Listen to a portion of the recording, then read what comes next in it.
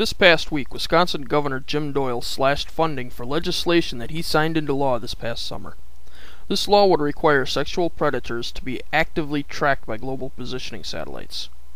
Governor Doyle proudly campaigned on this law, which was seen as one of the toughest in the nation. Now, in his first budget after re-election, he breaks his promise to Wisconsin's children. But I think the governor got what he wanted. He got a credit for being tough on sexual predators, and when the rubber hits the road, he's gone, and we're back to where we square one.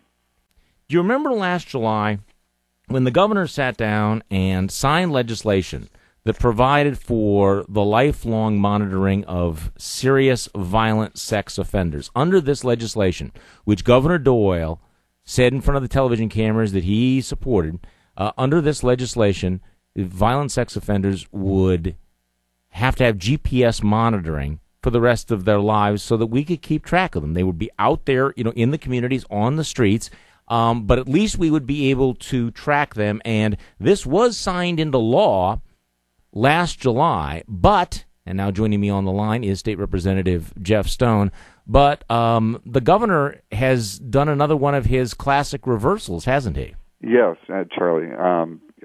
Obviously, it's one thing to stand in front of those cameras and take credit that you're going to do this, but when you have to take the wallet out and pay in order to make sure that we have safe communities, all of a sudden this isn't a priority for the governor, and he's decided that we're going to exempt people from monitoring, and we're not going to have active monitoring. I mean, in a sense, what he's done is he's gutted the bill. Yeah. He's gutted the bill.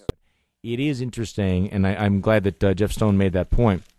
The same day that we had this sexual assault, a little boy sexually molested at a Racine school, the governor very, very quietly reneges on yet another one of his commitments. If you are a violent sex offender in Wisconsin, you probably thought when the governor signed that bill in July that you might, that we were going to follow and track what you were doing. No, don't worry about it. That was not a priority for the governor. There's no money in the budget to do that as well. It's a completely different issue, but we've got billions of dollars to spend to buy more state land and take it off the tax rolls, but we don't have money to take care of children and keep them safe.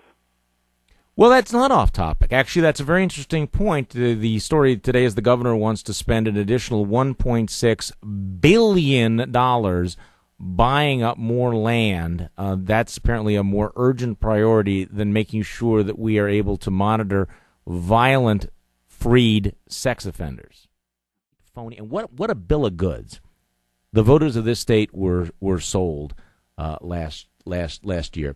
Joining me on the line is State Representative Joel Clayfish, now Joel, you were the lead author of this bill on the GPS monitoring, weren't you? That's right. Scott Souter and I were lead authors in the Assembly on this, and I'll tell you, I am absolutely livid about the sheer deception we saw on television when Doyle was bragging about signing the toughest sex offender legislation in the nation. And what does he do but turn around and gut the entire bill? We're not going to stand for him putting the families and children in the state at risk.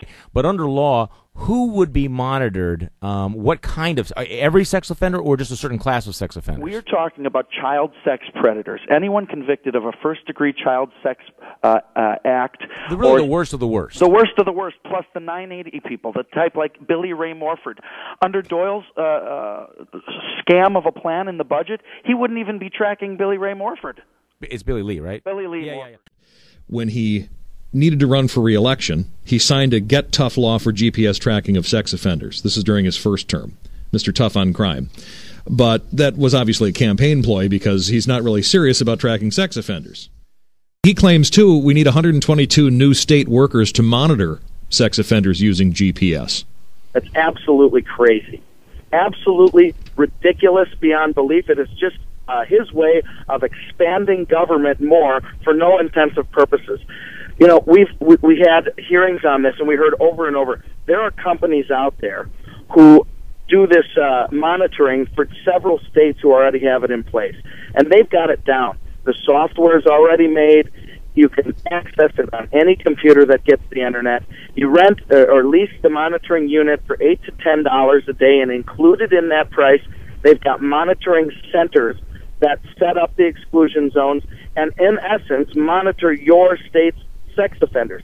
Jim Doyle is saying we have to start a program here completely from scratch. We have to buy new computers. We have to hire software technicians. We have to hire people who watch this technology. It's just another excuse for him to expand government. But the reality, I tell you, as soon as I heard about what he did to this bill, I couldn't sleep at night. And I give you my word, I will fight to make sure we continue to protect our children and families at the highest level. And we're not going to let Governor Doyle get away with this. We're going to reinstate a full-fledged GPS as he signed into law. And I'm working with members of the Joint Finance Committee, and we had a meeting yesterday. And I'm the chairman of the Criminal Justice Committee, and we're not going to sit still while he completely guts this bill, which was one of the strongest in the nation. Yeah, and he still has the... This video presentation has been brought to you by BadgerBlogger.com.